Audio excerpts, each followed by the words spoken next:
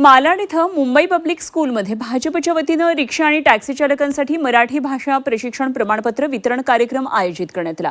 मराठी भाषेचं प्रशिक्षण यशस्वीरित्या पूर्ण केलेल्या चालकांना यावेळी प्रमाणपत्र देऊन गौरवण्यात आलं। या कार्यक्रमाला मोठ्या संख्येनं रिक्षा आणि टॅक्सी चालक, नागरिक, कार्यकर्ते उपस्थित होते।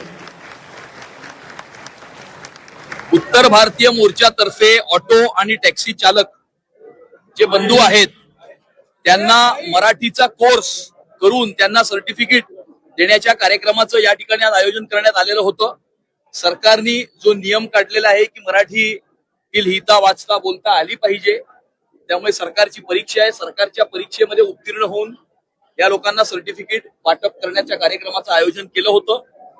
मुंबई भारतीय जनता पार्टीच्या उत्तर भारतीय मोर्चाने हा प्रण घेतलेला आहे की किमान 50,000 लोकांना या ठिकाणी मराठी शिकवणार